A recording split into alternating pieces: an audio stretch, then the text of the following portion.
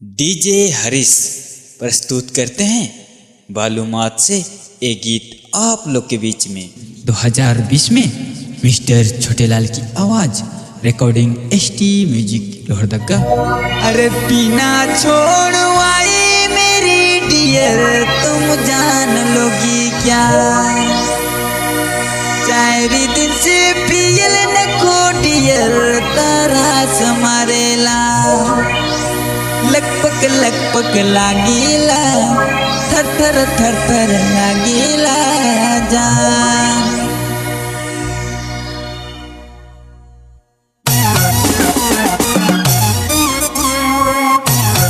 आपने मुनसिबत सोनू हासमी टोटो पर प्रस्तुति।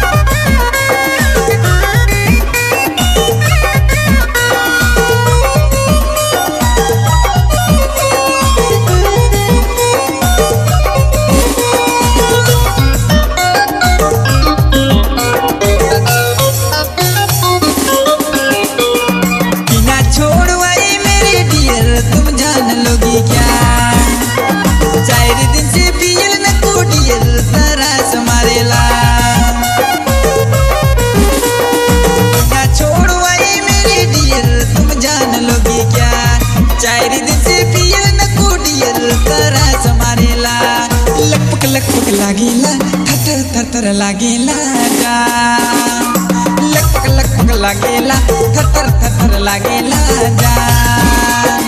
बिना छोड़वाई मेरी डियर तुम जान लोगी क्या, 4 दिन से पियल न को डियर तरह मारेला। सोनू हासमी टोटो पर प्रस्तुति।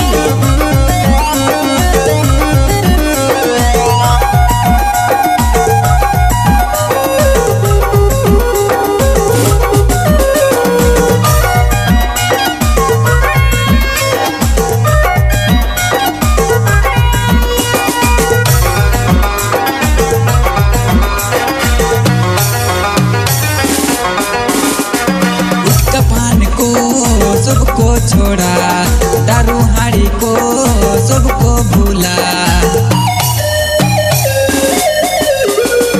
गुटखा पान को सबको छोड़ा, नशा पानी को सबको भूला।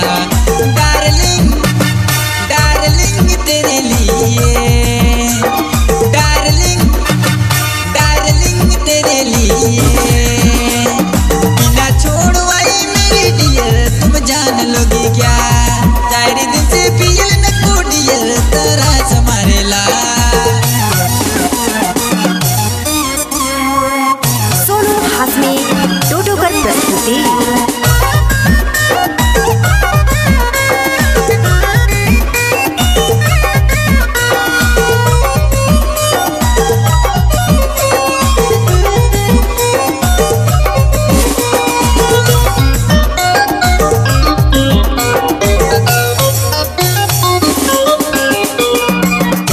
भी बढ़ के मोए तो के चाहो ना, 7 जन्म संग जीवू तोर से सोचो ना,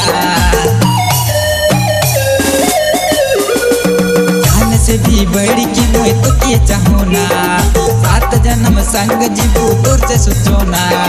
तोहे भी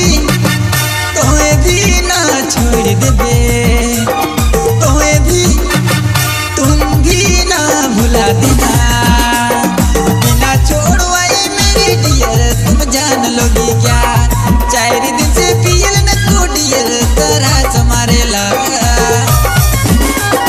बिना छोड़वाई मेरी डियर तुम जान लोगी क्या, 4 दिन से पियल न को डियर तरह मारेला।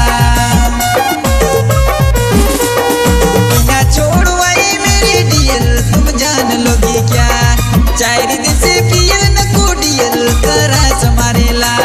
लगपक सोनू हासमी टोटो पर प्रस्तुति। लगपक लागेला, थर लागेला जान।